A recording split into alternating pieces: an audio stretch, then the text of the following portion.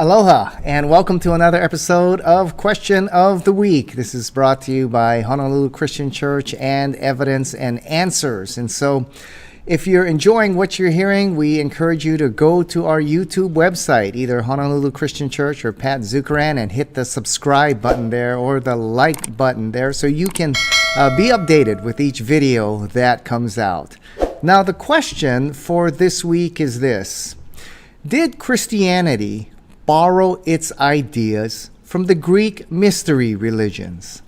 In high school and college, that's what my professors and teachers were teaching me, that really Christianity borrowed its ideas from the Greek mystery religions. The Greek mystery religions were propagated hundreds of years before Christianity, and according to this theory, in the Greek mystery religions, you have a virgin birth, you have resurrection from the dead, you have the miracles that are supposedly done by Christ, and they were simply borrowed from these Greek mystery religions here. So, is there a pagan connection between the two? Now, this theory is very popular on the university campus and many liberal churches, and it pops up to prominence here and there, and then kind of goes away, and then it kind of comes back again. But is there a pagan connection here? Are the gospel miracle accounts and events of the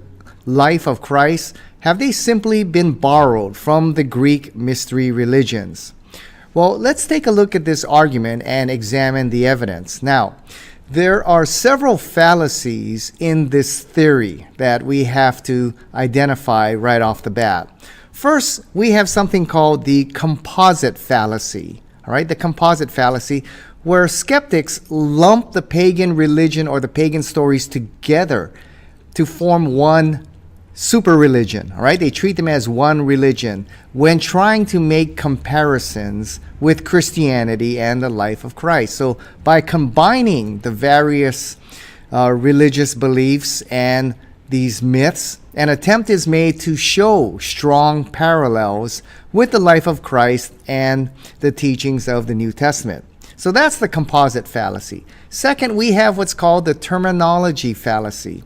There's a confusion created because Christian terms are used to describe pagan beliefs and practices. Now, the pagan beliefs and practices used in these religions and in these myths are very different from biblical teachings. But since the same terms are used, people mistakenly conclude Christianity and the pagan myths share the same beliefs. For example, the term resurrection is used or virgin birth is used. But as we shall see, the words may be the same, but the definition is quite different when you look at these the teachings and the stories here in these mystery religions. And third, we have what's called the chronological fallacy. There's no archaeological evidence that these mystery religions were in Israel in the 1st century AD.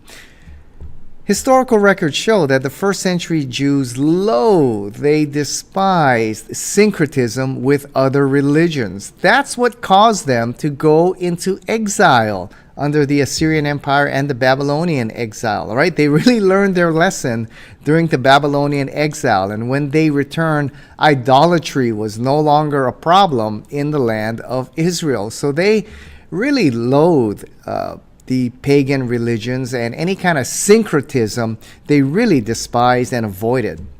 And Jews and Christians were uncompromisingly, from the Babylonian exile on, they were uncompromisingly monotheistic, while the Greeks and those in this mystery religions, the religions of the Near East, were polytheistic. And the evidence shows that these pagan religions and these mystery religions developed and often developed later after Christianity. And in fact, when Christianity became popular, it's actually the reverse. They adopted many of the ideas from Christianity and incorporated into their belief system. All right? So let's take a look at the differences between Christianity and these mystery religions. They're very significant. So it's highly unlikely that the Christians would borrow the ideas from these mystery religions. Christianity, of course, gains its origin and its source from Old Testament Judaism, from Old Testament teachings, not Greek mythology. Jesus, Paul, and the other apostles appeal to the Old Testament and continually quote the Old Testament, and you find direct teachings and fulfillments from the Old Testament. Teachings such as monotheism, there is only one God, blood atonement for sin, salvation by grace through faith alone, this universal sinfulness of mankind, a physical bodily resurrection. They find their source in Judaism, and they're completely foreign to Greek mythology. In fact, the idea of a bodily resurrection was not taught in Greek mythological work prior to the late 2nd century AD, about 100 years after Christianity started flourishing throughout the Roman Empire. Now, let's take a look at some major differences between Christianity and these mystery Greek religions. Now, there are some major differences here. None of the resurrections here in Greek mythology involve the God of the universe dying a voluntary death to rescue mankind from sin and eternal death. Only Jesus died for sins. Now, the death of these gods in these Greek mystery religions were due to things like hunting accidents or accidental emasculations or plots of deceit from the other gods.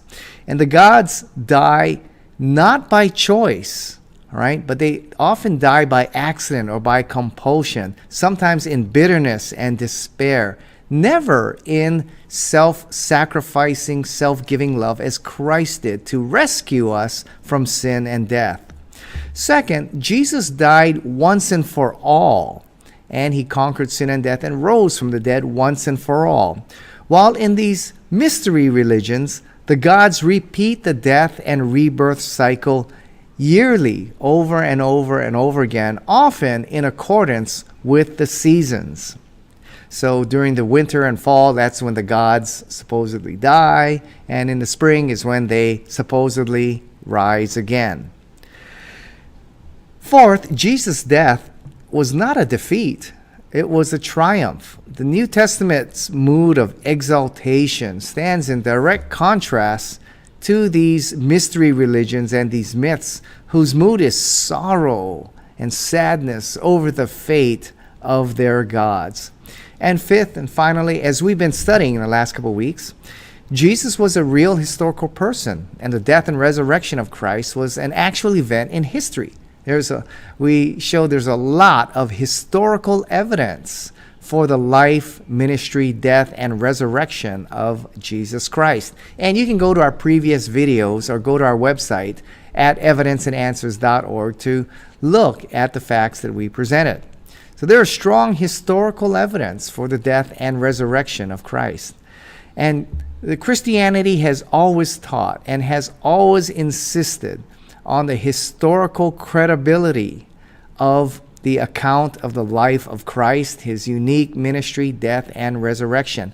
While these pagan mystery religions make no such attempt as any kind of historical credibility, we understand, even the contemporaries understood, that these happened in a mythological or legendary kind of realm.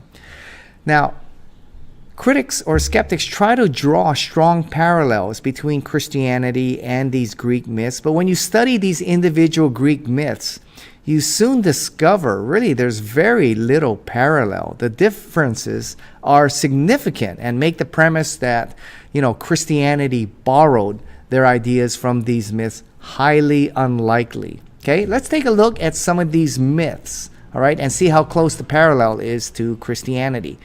One that you hear quite a bit is Mithraism. Supposedly, Mithras has a, quote, virgin birth similar to that of Jesus Christ? Well, let's take a look at this particular myth here. Mithraism arose in the Asia Minor region about the 1st century BC. It's a relatively insignificant military cult that gains a little popularity after Christianity. Now, the story goes like this. MITHRA was supposedly born when he emerged full-grown from a rock.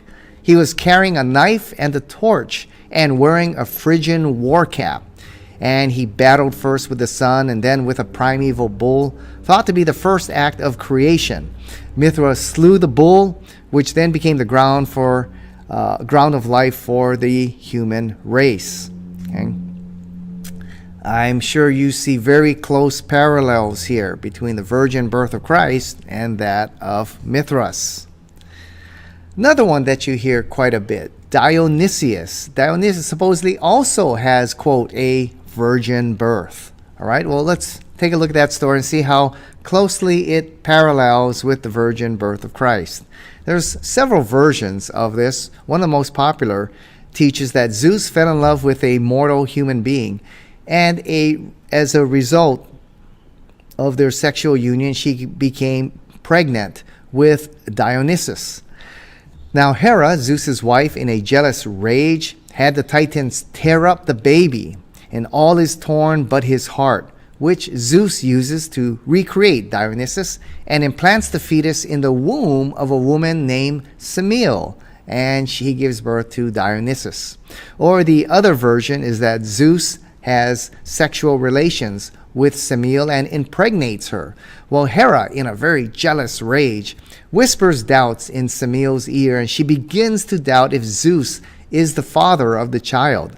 So deeply troubled, she goes to the temple of Zeus and demands to see Zeus, but Zeus is reluctant to appear.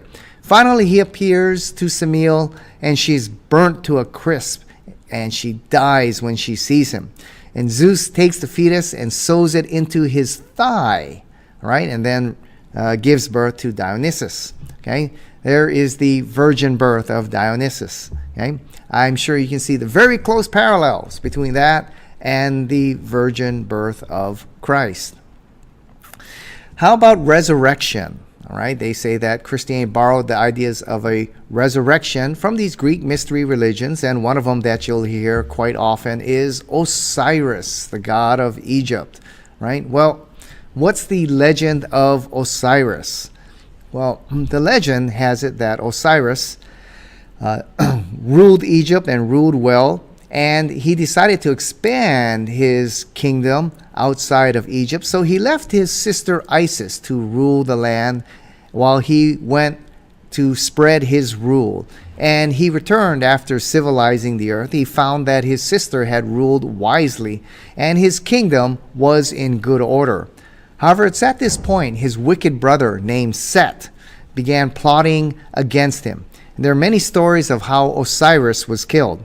The most common is that Set held an extravagant banquet and invited Osiris. And after the festivities were over, Set produced a magnificent golden coffin and offered it as a gift to whomever fit in it best. Well, many people tried, but of course, Osiris fit in it perfectly. And when he got in, Set shut the lid and sealed it and threw it into the Nile River. And Set then took over the rule of Egypt. Well, the grieving sister of Osiris, Isis, went into the Nile and she found the coffin and brought it back to the palace where she had it stored.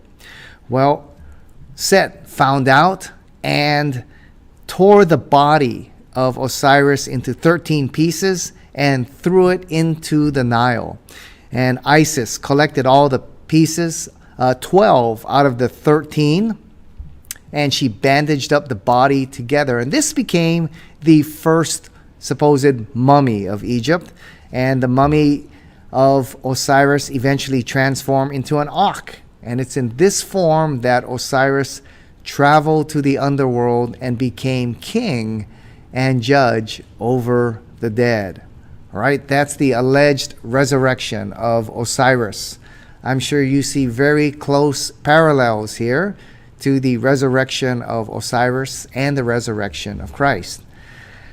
Very little parallel here. In fact, the resurrection of Osiris is more like a zombie kind of resurrection, isn't it? More than it's really very little close parallel to the resurrection of Christ, who was victorious and glorified in his resurrected body when he was raised from the dead. Then we have another one, ATTIS. Supposedly ATTIS has a resurrection, and supposedly there are very close parallels between the resurrection of ATTIS and Jesus Christ. So let's take a look at the story of ATTIS. According to this story, Cybele, also known as the mother goddess, fell in love with this handsome shepherd boy in the Asia Minor area named ATTIS. However, ATTIS was unfaithful to Cybele, and she caught him with other women, and she caused him to go mad, and he ended up castrating himself under a pine tree and died. Well, the grief-stricken Cybele, in her grief, caused the earth to die, and she preserved the body of ATTIS from decay. And the only signs that ATTIS remains alive is that his hair continues to grow, and there's little movement in his little finger. All right, so there is the resurrection of ATTIS. Okay, once again, as you can see, very strong parallels, right, between that resurrection and the resurrection of Christ. Right, so when you take a look at this theory very carefully, you see that there's very little parallels between these Greek mystery religions, their stories and their teachings, and the teachings of Christ and the New Testament. There are very few parallels when you study these myths individually. And what skeptics try to do is combine all these stories and religions and take different facets, treating these myths and these religions as one super religion, and try to draw some parallels with Christianity. But as you can see, when you study these teachings and these legends individually, you see there's very little parallel between what they teach and the life and teachings of Christ. Second, you can see that the same terms may be used, but they have very different meanings. The virgin birth of Dionysus, virgin birth of MITHRA, the resurrection of Osiris and ATTIS, very different from the resurrection of Jesus Christ and the teachings of the apostles when it comes not only to the resurrection of Christ, but the resurrection of the righteous and the unrighteous. And the date of any, quote, resurrection account in these Greek mystery religions follows Christianity and occur, we know, in a mythical realm, while the events of the life of Christ happen in a historical realm. And we have strong, compelling evidence that Jesus Christ was a real historical person, that the four Gospels are an accurate historical record of the life of Christ. And they record that he lived a very unique kind of life, and it records his miraculous life, ministry, death, and resurrection from the dead. And there's good historical evidence, as we studied, for the life, the miraculous ministry, death, and resurrection of Jesus Christ, and the historical accuracy of the New Testament. So when you study these myths carefully, you'll see that really there is no pagan connection between the life and teachings of the New Testament and these mystery religions. Now, I think I got time for one question here. And one of the questions here is, what about Augustus Caesar? Supposedly she has a, quote, virgin birth as well. Well, once again, when you look at that story, very very few parallels to supposedly the life of Christ. According to this story, Caesar's mother fell asleep in the temple of Apollo, and the sun god Apollo became a snake and impregnated the mother of Augustus Caesar there. And supposedly that's the virgin birth of Augustus Caesar. Once again, hardly any parallels between that story and the virgin birth of Christ. Many of these Greek mystery religions, these gods have sexual relations with mortal women, all right, to produce this hero or this kind of child. Very little parallels to that of the virgin birth of Christ. So when you take a look at these mystery religions and when you study the teachings and the life and ministry of Christ, you'll see that there is very little connection here. It's very unlikely that Christianity borrowed from these Greek mystery religions. Well, I hope you've enjoyed this episode. We encourage you to go to our website at evidenceandanswers.org if you want to study more of what I just covered. We have articles on this topic and interviews with some of the top historians and scholars from all over the world on this topic and a whole lot more. So I encourage you to go to our website at evidenceandanswers.org.